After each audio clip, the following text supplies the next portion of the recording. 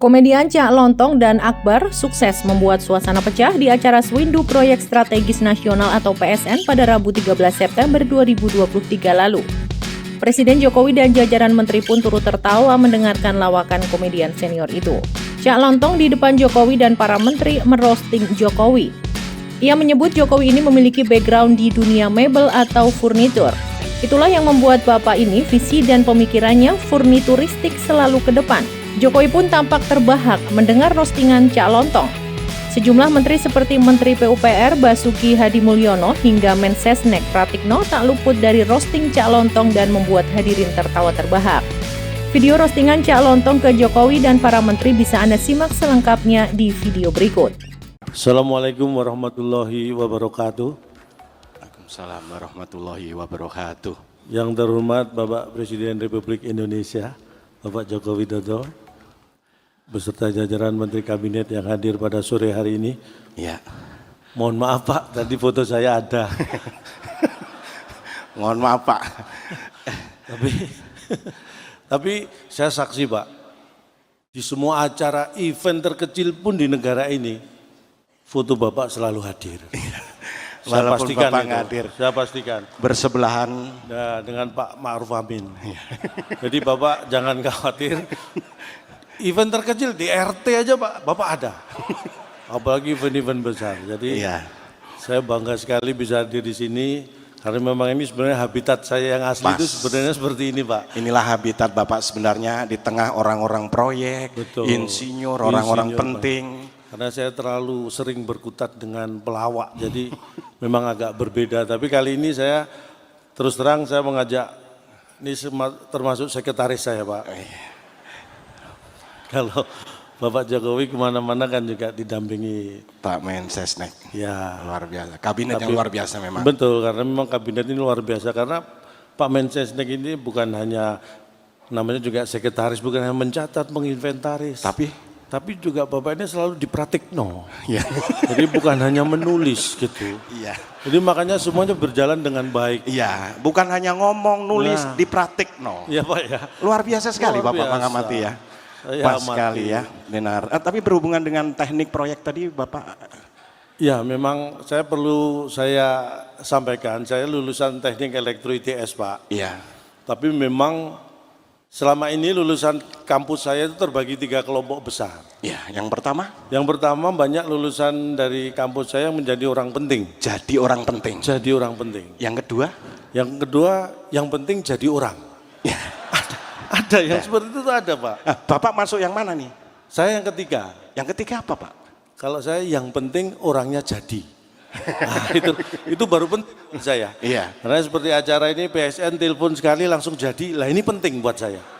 Karena banyak sekali perusahaan telepon berkali-kali ujung-ujungnya nggak jadi. Nah, jadi itulah persamaan antara Bapak dan PSN. Betul. Yaitu jadi ini saya mewakili yang penting jadi. Makanya saya mewakili dari KPPIP.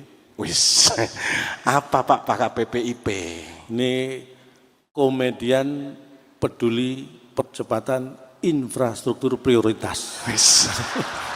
Luar biasa. Kalau istri Bapak juga sarjana? Istri saya kebetulan juga lulusan elektro, cuma sekarang memang menjadi jaksa Pak. Pak, jaksa itu profesi, pendidikannya juga harus profesi Pak. Nah, ini perlu saya jelaskan. Istri saya itu sekarang jadi jaksa karena setiap hari kerjanya nuntut aja Pak sama saya. Bahkan melebihi jaksa kadang-kadang. Jadi istri saya itu kalau di rumah kerjaannya nuntut seperti jaksa. Kalau saya di rumah seperti pengacara, saya selalu membela diri gitu kan. Nah, anak-anak saya jadi saksi. Saksi apa Pak? Saksi Memberatkan Pak. Karena sudah tahu ibunya minta dibeli tas, anak minta dibeliin sepeda motor. Itu kan malah memberatkan. Oke, Bapak ini langsung saja kita ke fokus karena waktu juga terbatas. Pengamatan Bapak mengenai PSN ini Pak? Saya kira proyek strategis nasional ini sangat luar biasa. Karena menurut data dari KPPIP yang sebenarnya, saya mendapat bahwa 100 lebih ya yang dilaksanakan dengan baik. Hanya mungkin beberapa Jadi gini, ada proyek. sekitar 185 atau 150-an proyek yang sudah selesai dikerjakan sebagian besar oleh Kementerian PUPR. Jadi ada sekitar 8 proyek yang masih menambah tambahan waktu. Itu dia, makanya catatan saya yang belum selesai tadi, kalau yang sudah selesai dikerjakan PUPR, yang belum selesai ini menjadi PRPU. Oh iya. Ya, karena ini belum selesai, ini jadi PR buat PU. Iya, jadi PR-nya PU? Memang, tapi menurut saya memang PRPU harus punya PR. Kenapa? Karena kalau nggak punya PR cuma PU, ya kan Pak ya. Namanya juga PRPU harus ada PR. Tapi menurut saya harusnya PR-nya cukup 1. Jangan sampai lebih. Kenapa Pak? Karena PRPU kan PR-nya 1. Ya, kalau 2 jadi PRPU. Nah, salah satu kendala yang kita hadapi hari ini adalah mengenai kadang lahan Pak. Pembebasan lahan, ini sudah disampaikan oleh Pak Hadi Cahyanto, sertifikasi sudah Pak. Betul sekali. Jadi memang saya kira ini hal yang kadang-kadang kita tidak menyadari ini terjadi di negara kita. Penyelesaian masalah mungkin lahan. Kenapa kadang-kadang tidak bisa cepat? Karena memang lahan Pak. Kenapa? Jadi harus diselesaikan secara perlahan.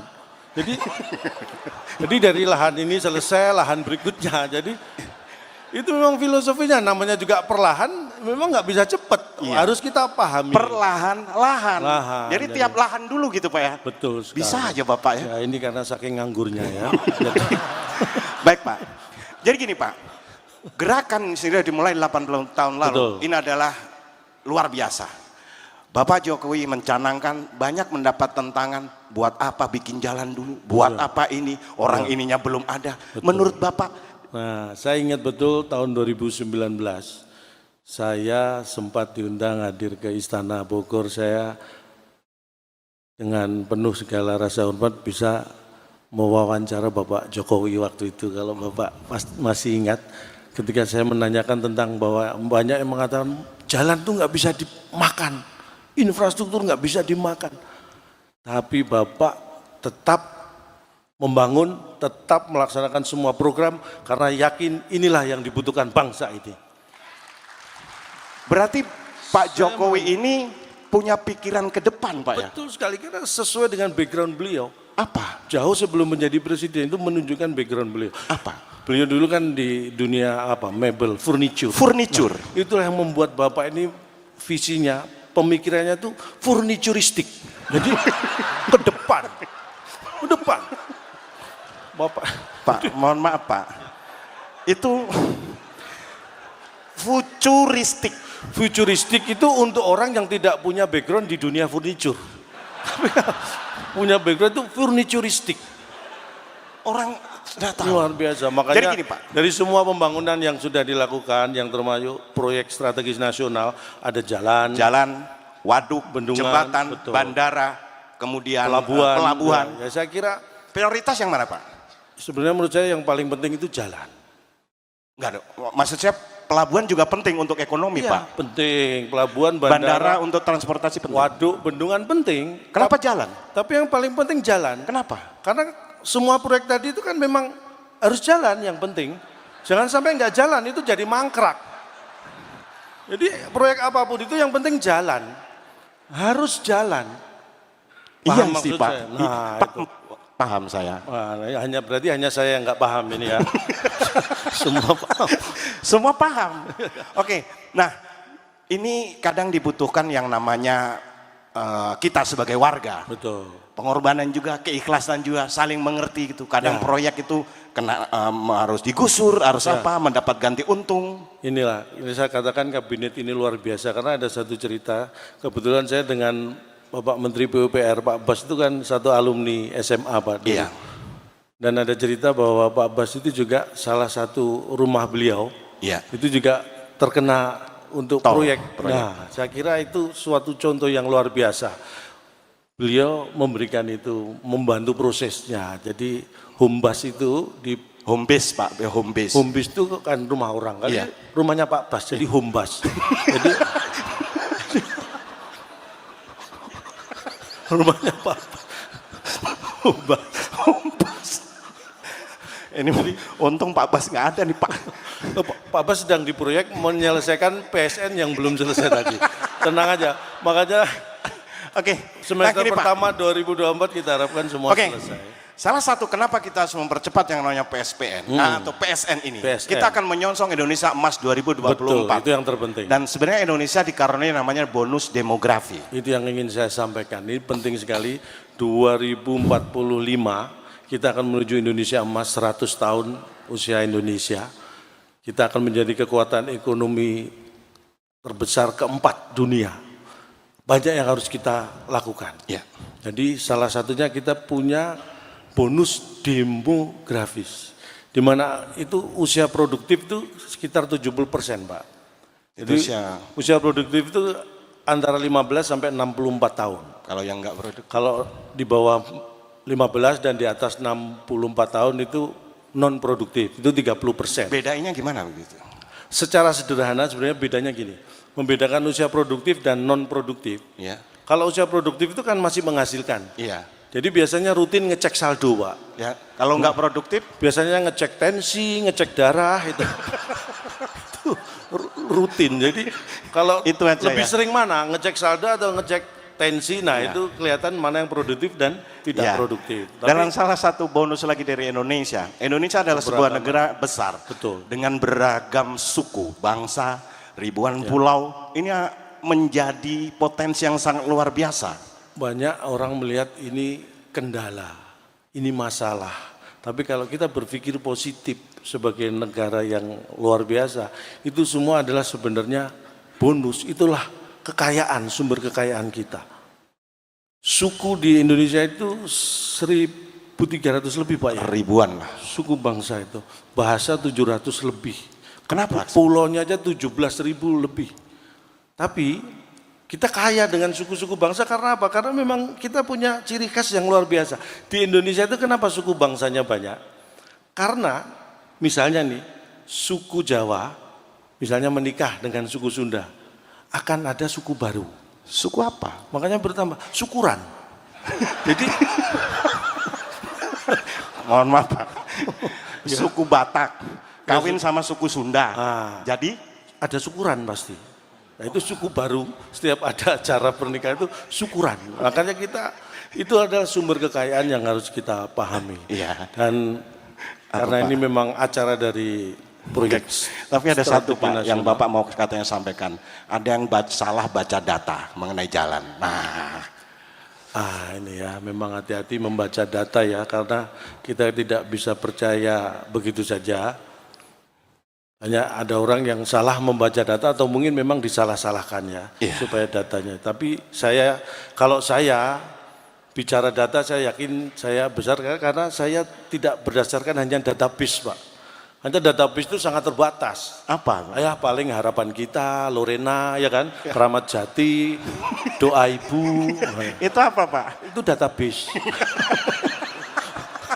Jadi sempit sekali. Kalau data itu harus. Kalau data truk ada nggak, Pak? jadi data itu harus kita gunakan untuk mendukung ya, apapun keputusan yang kita ambil itu perlu data. Insya Allah jalan yang dibangun itu akan menjadi jalan yang lurus, jalan yang diridhoi oleh Allah Subhanahu wa Ta'ala. Amin. Dan ini karena semua proyek strategis nasional itu butuh percepatan. Ini saya tampil di acara PSN ini juga akan saya percepat, Pak. Karena ini mendukung program. Kalau saya lama-lama kan ini, karena mohon maaf karena memang setelah ini ada agenda yang secara waktu tidak bisa dimundurkan dan tidak bisa dimajukan. Apa? Azan maghrib. Oh iya. Jadi mungkin saya tadi diminta untuk Pak Arsyad, saya diminta panitia untuk menyampaikan materi, Pak. Iya. Saya diminta memberi materi, tapi saya pikir orang saya berdiri di sini itu dalam rangka memenuhi kebutuhan materi. Gitu. Kok diminta memberikan materi? Gitu. Terus saya bawa pulang materi apa? Nanti istri saya profesi jaksanya semakin kuat, nuntutnya semakin keras itu. Jadi sekali lagi mungkin hanya ini yang bisa kami sampaikan. Saya kira acara seperti ini perlu rutin. Boleh tepuk tangan, santai aja, Pak. Santai aja. Santai saja. Karena terus terang tadi pagi saya juga bersama beliau Bapak Presiden Naik. kereta cepat dari Jakarta ke. Gimana rasanya? Wah ini nggak ikut Pak, jadi saya perlu cerita. Jadi kereta cepat luar biasa cepat. Saya belum naik, udah turun.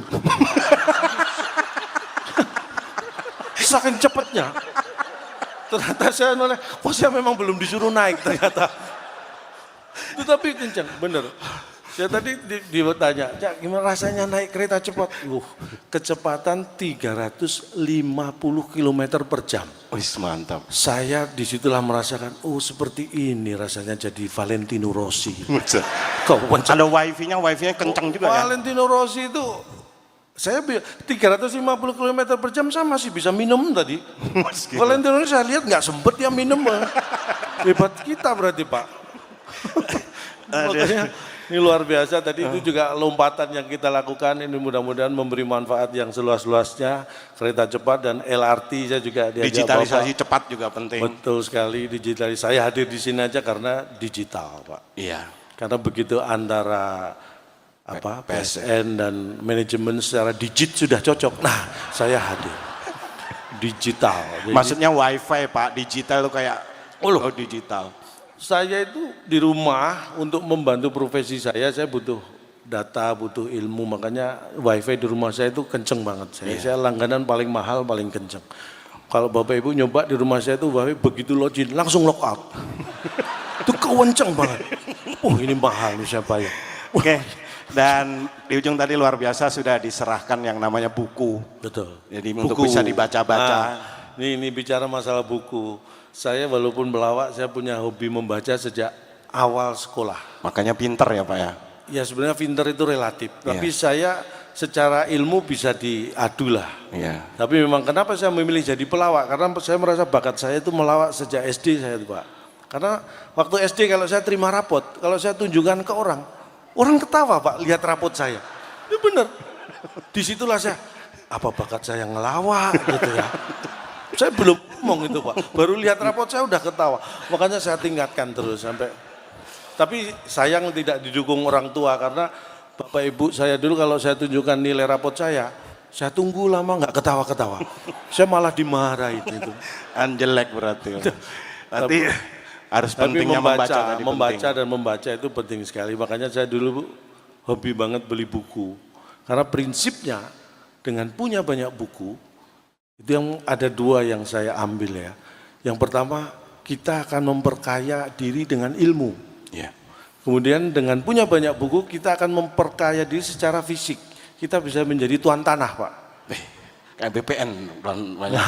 Makanya sertifikat bisa banyak saya. Karena dengan punya banyak buku, saya jadi punya banyak halaman. Jadi halaman saya banyak.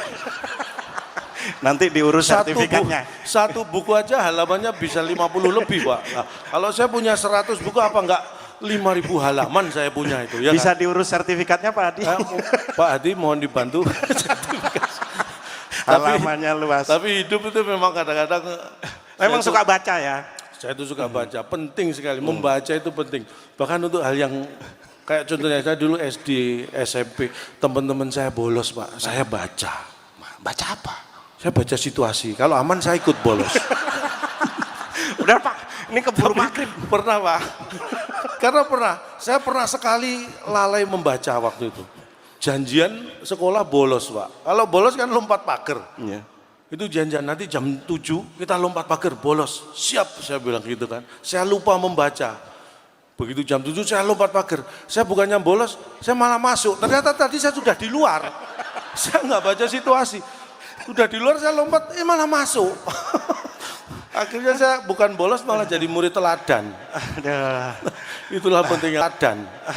Lagi jangan sembarangan untuk membaca. Baik, Pak. Mungkin sampai di sini yang bisa kami berikan. Kalau ada yang salah mohon dianggap benar.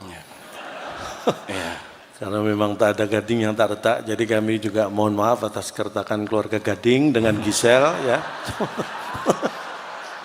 Malah gosip, mohon maaf. Jadi kalau ada sumur di ladang boleh kita menumpang mandi. Kalau ada umur panjang mudah-mudahan kita bertemu dengan Pak Jokowi lagi. Amin. Terima kasih Pak Jokowi, sukses untuk selamanya. Wassalamualaikum warahmatullahi wabarakatuh.